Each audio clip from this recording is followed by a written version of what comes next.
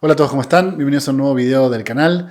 Bueno, en esta ocasión vamos a estar hablando sobre un tema que me piden muchos de ustedes a través de las redes sociales y es, podríamos decir de algún modo, una especie de introducción al método psicoanalítico, es decir, los antecedentes de lo que tiempo después se convertirá en el psicoanálisis. Así que hoy vamos a hablar específicamente sobre el método catártico y la sugestión hipnótica. ¿Sí? El método catártico, que ustedes pueden relacionarlo abiertamente con dos personajes como Ana O y como Breuer, como Joseph Breuer, y la sugestión hipnótica, que la podríamos relacionar con el tema de la histeria y con un personaje como Jean-Martin Charcot. ¿Sí?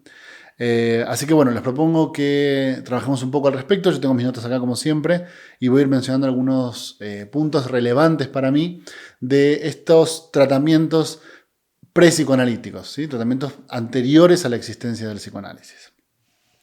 Arranquemos por hablar del método catártico, ¿sí? Del método que involucra a Ana O y a Joseph Breuer. Sobre Ana O, es un personaje muy importante en la historia del psicoanálisis. Realmente se han dicho varias cosas sobre ella, la mayoría equivocadas, como por ejemplo que Freud la atendió, como que era una paciente de Freud y demás. Creo que muchas de estas confusiones surgen de un par de películas ahí medio mal hechas que circulan, pero me parece que es interesante que puntualicemos algunas cosas sobre qué fue lo que realmente ocurrió en el tratamiento de la señorita Ana O. Breuer la trató a Ana O desde diciembre de 1880 hasta junio de 1882.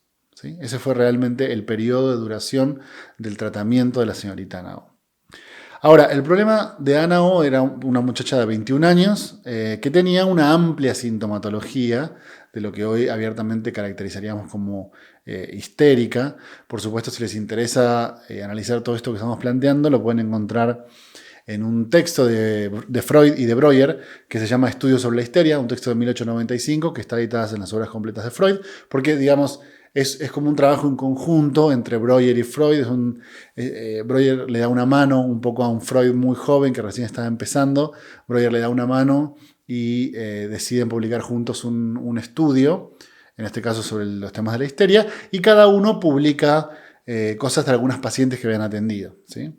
En el caso de la señorita Ana O, era una paciente estrictamente de Breuer. ¿Qué tipo de sintomatología histérica presentaba la paciente Ana O? Bueno, parálisis, anestesias, o sea, pérdida de sensibilidad en alguna parte del cuerpo, perturbaciones de la vista, perturbaciones también del habla, tenía una incapacidad para alimentarse y además tenía una tos nerviosa. Todo esto en el texto, si ustedes abordan la lectura de cómo lo propone pensar Breuer y cómo está desarrollado el caso clínico, todo está relacionado supuestamente, digo supuestamente porque así lo plantean los autores, ¿no? Con una enfermedad de la que murió su padre. Recuerden que en este momento del desarrollo pre-psicoanalítico hay como una lectura sumamente simbólica de los síntomas, ¿sí? Es decir, como si los síntomas abiertamente significaran cosas y a veces esa línea de establecimiento del significado de los síntomas se ve un poco en estos textos freudianos de una manera como bastante directa, ¿no? Entonces, básicamente la idea es, si el padre muere de cierta enfermedad que tenía tos, probablemente la paciente desarrolle como síntoma histérico la tos. Bueno, este era un pequeño paréntesis para hacer referencia a cuáles eran los síntomas de la señorita Ana O. Había otro tema muy interesante con respecto al lenguaje, ¿no? Que es algo que se destaca bastante en el texto, y es que la paciente obviamente hablaba en alemán, ¿no? Pero había olvidado el idioma alemán, que era su idioma natal, ya no podía hablar en alemán, solamente podía hablar en inglés, ¿no? Otro síntoma característico de la histeria de aquel momento, ¿no? Y, por ejemplo, otra cosa sumamente interesante es que cuando el doctor Breuer le pasaba un libro y le pedía que leyera en voz alta lo que decía el libro, o sea, que fuera leyendo un libro que estaba, por ejemplo, en francés o que estaba en italiano, ella lo leía muy fluidamente en inglés. Lo iba traduciendo mientras lo leía, ¿no? Entonces, es un punto interesante, digamos, desde acá se basará, de mucho de este momento freudiano, se basará Lacan para retomar sus ideas sobre el lenguaje. Ustedes piensen, lo digo siempre, que el Freud que le gusta a Lacan es el primer Freud, ¿no? El Freud que está tan preocupado por las cuestiones del lenguaje. El Freud de la interpretación de los sueños, el Freud de la psicopatología de la vida cotidiana, el del chiste, ese es Freud, ¿no? Entonces acá tienen un gran ejemplo de un problema lingüístico de una paciente que olvida su lengua natal, digamos, ya no puede hablar más en alemán, pero puede hablar en inglés, es el único idioma que sabe, y cuando tiene que leer en francés o en italiano, lee directamente en inglés. Quizás el punto más relevante, digamos, para la historia del movimiento psicoanalítico, que tiene que ver con la señorita Ana O, fue justamente, y eso está muy bien detallado por Breuer en el caso, que en realidad es el síntoma, digamos, es el elemento fundamental de su propuesta, de la propuesta breueriana, de lo que él va a llamar la abreacción, ¿no? O el método catártico, y es precisamente que en cierta ocasión Ana O relató, casi por casualidad, los detalles de la primera aparición del síntoma. ¿Sí? Ella relata los detalles del primer momento donde apareció el síntoma, y lo interesante es que cuando ella lo relató, este síntoma desapareció por completo. Breuer se da cuenta del funcionamiento de esto y empieza a suponer que quizás había cierta relación entre estas dos cosas. Él dijo, bueno, quizás si los pacientes cuentan cuándo empezaron los síntomas, de cierta forma esos síntomas se empiezan a remitir. Sigue más o menos esta línea de trabajo, la empieza a practicar con Ana O, y Ana O bautiza este método como la talking cure, ¿no? O sea, la cura por el habla. O de una forma un poquito más graciosa, le llama también el chimney sweeping, la limpieza de chimenea. Porque claro, lo interesante del método catártico, piensen que viene del griego de la purificación, de la purga. Entonces la idea de la limpieza de la chimenea es muy interesante porque es como sacarle todo el hollín que tiene la chimenea ahí acumulado, limpiarlo y permitir que eso funcione mejor, ¿no? Como si de lo que se tratara fuera de eliminar ciertos fragmentos que lo que hacen es que el aparato no funcione bien. Hay como ciertas obstrucciones. De hecho, piensan abiertamente, la idea del estrangulamiento, si bien no tiene que ver exactamente con la coagulación, pero la idea del estrangulamiento de la pulsión será una idea que Freud pensará durante mucho tiempo después incluso, ¿no? Entonces, ¿cuál es la idea del método catártico? Bueno, limpiar la chimenea, hablar para que eso salga, hablar para que eso se vaya limpiando. Ustedes saben que después, bueno, Freud será muy crítico de este problema, ya llegaremos a ese punto, lo cual lo llevará a él a desarrollar un método distinto, ¿no? Freud no va el psicoanálisis no funciona ni como método catártico ni como sugestión hipnótica. Por eso estos dos elementos son como, podríamos llamarles métodos pre-psicoanalíticos, ¿sí? Como desarrollos previos a la propuesta como tal del psicoanálisis, que tiene que ver, por supuesto, ustedes lo saben, con la asociación libre, ¿no? Ese es el método final. Ya después llegaremos a cuál es la crítica que le hace Freud al método catártico breueriano y la forma de practicarlo. Les voy a leer entonces un fragmento del caso clínico que está comunicado por Breuer, como les decía, en el texto Estudio sobre la histeria de 1895, lo pueden encontrar en las obras de Freud, pero fíjense qué interesante cómo está planteado acá. La cita es un poco extensa, pero creo que vale la pena para desarrollarla mientras la vamos comentando y criticando sobre cuál era el caso de la señorita Ana. Dice Breuer: ya señalé que en todo el siglo anterior diariamente aquejaba a la enferma una somnolencia a las siestas que hacia el atardecer se convertía en sueño profundo. Cuando el sopor duraba más o menos una hora se ponía inquieta, removiéndose de un lado al otro y exclamando una y otra vez: martirizar, martirizar, ¿no? Entonces le era como una especie de sopor que le agarraba durante las siestas, se dormía y mientras dormía hablaba y decía martirizar, martirizar. Siempre con los ojos cerrados, dice Breuer. Por otra parte, se había reparado en que durante sus ausencias diurnas evidentemente forjaba siempre alguna situación o historia de cuya trama daban noticias ciertas palabras murmuradas, como que se empieza a dar cuenta Breuer que relataba historias, ¿no? Al principio murmuraba algunas palabras, pero esas palabras formaban parte de una gran historia. Pues bien, sucedió por casualidad al comienzo, interesante la idea, ¿no? Sucedió por casualidad al comienzo y luego de manera deliberada, que alguno de sus allegados dejaba caer una de estas palabras claves mientras la paciente se quejaba de su martirizar, ¿no? Alguien repetía una palabra. De pronto ella se acordaba y empezaba a pintar una situación o a relatar una historia. al principio balbuceándola en su dialecto parafásico y con mayor fluidez cuando avanzaba, hasta que al final hablaba un correctísimo alemán. Las historias, estas historias sobre las cuales empezaba a hablar, siempre tristes, eran en parte muy lindas, del tipo de Andersen, de Hans Christian Andersen, y probablemente construidas según este modelo. O sea, era como un cuento de niños, es lo que está diciendo Breuer, ¿no? Las más de las veces, su punto de partida o su argumento era la situación de una muchacha sentada ante el lecho de un enfermo y preso de angustia. Generalmente la temática tenía que ver con una mujer, con una chica, sentada en el lecho de una persona enferma, moribunda, y ella llena de angustia. Momentos después de terminado el relato, despertaba manifiestamente tranquilizada o, como ella decía, sosegada. ¿Sí? ¿Entienden otra vez la idea? O sea, cuando cuenta la historia, es como si el hecho de contar la historia la tranquilizara de alguna manera. ¿Sí? Por las noches volvía a intranquilizarse. Y a la mañana, tras 2 horas de sueño, no había duda de que ya estaba dentro de otro círculo de representaciones. Entonces, es como que la idea del círculo es muy interesante, porque ¿qué sucede? Se empieza a armar este círculo de representaciones. Alguien le tira una palabra, cuenta la historia, al principio balbuceándola, después la desarrolla bastante bien, como una especie de cuentito. Y cuando cuenta el cuentito, se tranquiliza.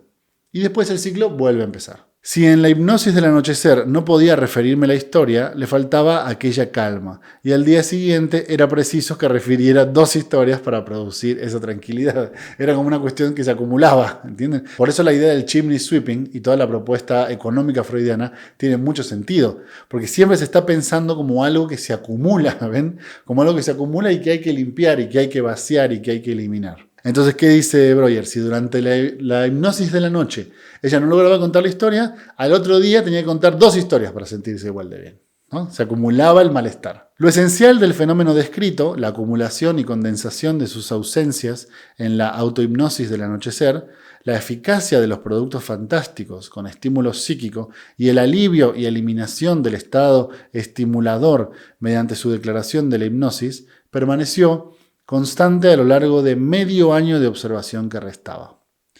Tras la muerte de su padre, las historias se volvieron desde luego más trágicas aún, ¿no? Muere el padre de Anao, más tragedia en la historia. Aunque solo con el empeoramiento de su estado psíquico, que siguió al ya referido violento quebrantamiento de su sonambulismo. Esos informes del anochecer perdieron el carácter de una creación poética más o menos libre. Eso era lo que eran, ¿no? Creaciones poéticas más o menos libres, y se convirtieron en unas series de alucinaciones temerosas, terroríficas, que ya a lo largo del día se podían deducir del comportamiento de la enferma, ¿no? O sea, realmente lo que está diciendo Breuer es empeoró, el síntoma empeoró. Y parece que, esto lo digo yo, parece que el método catártico no le alcanzaba a seguir el ritmo al desarrollo neurótico, ¿entienden? O sea, los síntomas eran cada vez peores, los sueños eran cada vez más terroríficos, y el método catártico, con esta cosita como de ir vaciando, no alcanzaba a llegar a los niveles de vaciamiento que se requería para que estuviera bien, por lo cual la paciente iba empeorando. Pero ya he descrito cuán completa era la liberación de su psique después que, sobrecogida de angustia y horror, había reproducido y declarado todas esas imágenes terroríficas, ¿no? Otra vez bajaba. La idea de la descarga, que también en Freud va a estar mucho tiempo todavía rondando su mente. Fíjense cómo ya es una propiedad del método catártico breueriano, ¿no? La idea de que se acumula, se elimina, se acumula, se elimina, ¿no? Se estrangula, se libera, se estrangula, se libera. Último fragmento que les quiero leer, dice así. En el campo donde yo podía visitar a la enferma diariamente, el asunto se desarrolló del siguiente modo. 2 puntos. O sea, acuérdense que encima de Anao se había ido a la casa del campo, no estaba en la ciudad. Entonces Breuer viajaba hasta el campo y la cosa se daba de esta forma. 2 puntos. Yo acudía al anochecer, cuando la sabía dentro de su hipnosis, ¿no? Acuérdense que ella caía en estos estados como de sopor, y casi hasta la siesta, al anochecer, le estaban dando estos estados como de, que él llama hipnosis o autohipnosis, o podemos llamar estados de sopor, esta especie de sueño extraño donde ella iba cayendo. Yo acudía al anochecer cuando le sabía dentro de su hipnosis y le quitaba todo el acopio de fantasmas que ella había acumulado desde mi última visita. ¿Ven? O sea, él llegaba a la noche y le vaciaba el acopio de fantasmas, de fantasías tremendas que había acumulado desde la última vez que había ido él la noche anterior. Esto debía ser exhaustivo si se quería obtener éxito. Entonces ella quedaba completamente tranquila y al día siguiente amable, dócil, laboriosa. Hasta alegre. Pero el día subsiguiente, cada vez más caprichosa, terca, desagradable. Ven cómo en realidad la idea es que bueno, me adelanto un poco. La gran crítica que le va a hacer Freud a eso es que el método catártico, en gran medida, igual que el problema hipnótico, en gran medida requiere de la presencia del médico, ¿no? O sea, en gran medida tiene mucho que ver con la sugestión, con la fuerza que la figura del médico puede ejercer sobre la paciente, permitiendo que estos elementos sintomáticos se eliminen. Entonces, acá lo ven claramente, ¿entienden? Es decir, pueden ir viendo cómo, mientras él venga y en la noche haga el tratamiento donde ella habla, todo va bien. Pero al siguiente día vuelve a pasar. Entonces, ese tratamiento va a ser necesario durante toda la vida, ¿sí? Ese es uno de los puntos que Freud critica. Pero al día subsiguiente, cada vez más caprichosa, terca, desagradable, lo cual tomaba incremento el tercer día. Iba empeorando, ¿ven? En este talante, ni siquiera en la hipnosis era siempre fácil moverla a declarar. Procedimiento por el cual ella había inventado el nombre serio y acertado de Talking Cure y el humorístico de Chimney Sweeping. Bueno, entonces me parece que acá queda, hasta ahí la cita, me parece que queda bastante claro cómo fue concebido inicialmente el método. Pero más adelante en el texto, Breuer comparte un pequeño fragmento donde se describe el método en forma más general. Y la verdad es que está bastante bueno para resumirlo, se los voy a leer. Esta es una cita mucho más cortita, pero fíjense qué interesante cómo el propio Breuer plantea que funciona el método catártico. Cada síntoma de este enredado cuadro clínico fue abordado por sí. El conjunto de las ocasiones a raíz de las cuales había emergido fueron relatadas en secuencia inversa, ¿no? De adelante hacia atrás. Comenzando desde el día anterior a aquel en que la paciente cayó en cama y yendo hacia atrás hasta la ocasión de su primera emergencia. Esto es fundamental, fue fundamental en el inicio del psicoanálisis, ¿no? La idea de rememorar. Después Freud va a concluir que en realidad no es un problema de olvido, sino que es un problema de recuerdo. Pero bueno, en este momento esta idea era fundamental, ¿no? Lo repito. Cada síntoma de este enredado cuadro clínico fue abordado por sí, o sea, tomar cada síntoma en particular. Y sobre cada síntoma, lo que vas haciendo es relatar todas las veces que emerge el síntoma en una secuencia inversa, empezando desde ayer hasta el inicio, ¿sí? Desde el día anterior en que la paciente cayó en cama y yendo hacia atrás hasta la ocasión de su primera emergencia. Esto hecho, el síntoma quedaba eliminado para siempre. Demostró ser por completo imposible abreviar el trámite procurando evocar de manera directa en su recuerdo el primer ocasionamiento del síntoma. O sea, dijo Breuer, bueno, a ver, quizás si lo importante es el inicio del síntoma, me puedo saltar todo el proceso, tener que recordar todos los momentos donde apareció, si vamos directamente al primer momento. Dice que eso no tuvo sentido, no funcionó. Fue imposible abreviar el trámite, ¿no? Ella no lo hallaba, quedaba perpleja y todo marchaba más lento que si uno, con calma y seguridad, desovillaba hacia atrás los hilos asidos del recuerdo. Bien, hasta acá la cita. Otro punto que me parece muy importante recalcar es que un modo de aceleración del método que encontró Breuer fue, piensen, Breuer iba a la casa de campo en las noches, ¿por qué? Porque era cuando Ana O le daban esos ataques como de sopor, esas siestas donde se quedaba así como adormilada, ¿no? Que él definía como episodios de autohipnosis. Entonces, ¿qué decide hacer?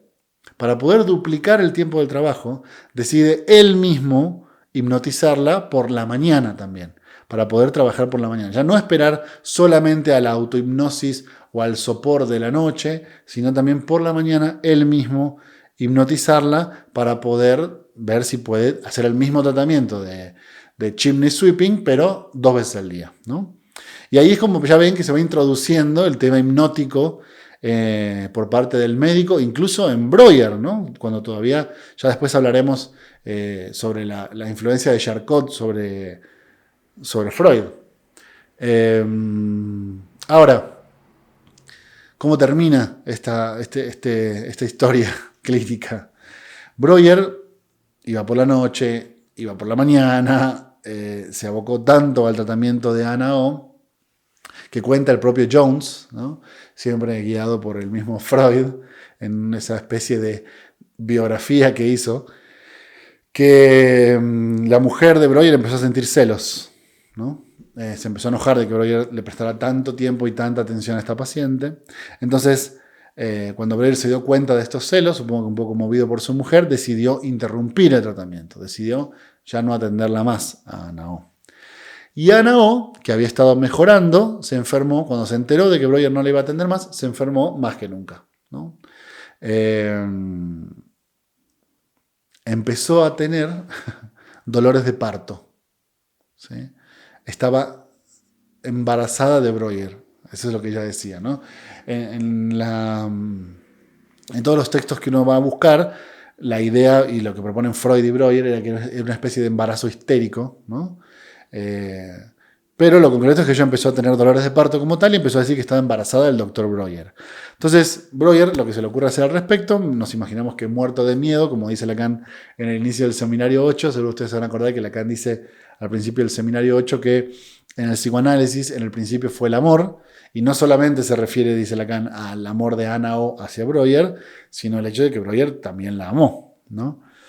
Entonces Breuer, supuestamente un poco espantado por la situación, decide hipnotizarla una última vez, la deja hipnotizada y escapa, desaparece, ¿no? Se va a un viaje de luna de miel, una especie de segunda luna de miel, dice Lacan, con su mujer.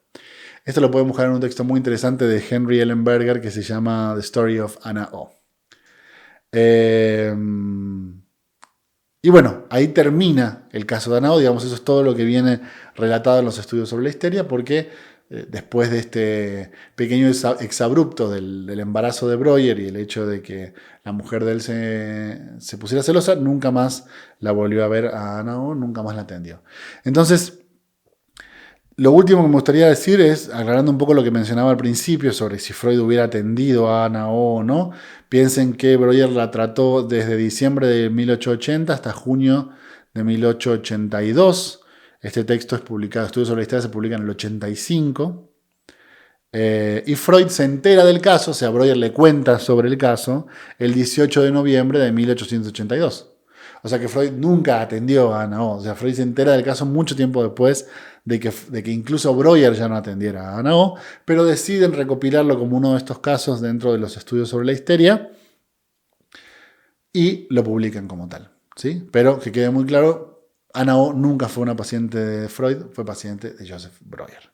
Así que bueno, si les parece, con eso vamos a dejar hasta acá en la idea del método catártico. Me extendí un poco, así que voy a probablemente dejar para otro video la cuestión de la sugestión hipnótica y la histeria en Charcot. Déjenme todas sus dudas, preguntas y comentarios acá abajo en la descripción del video y nosotros nos vemos en un nuevo video de este canal. Que estén muy bien.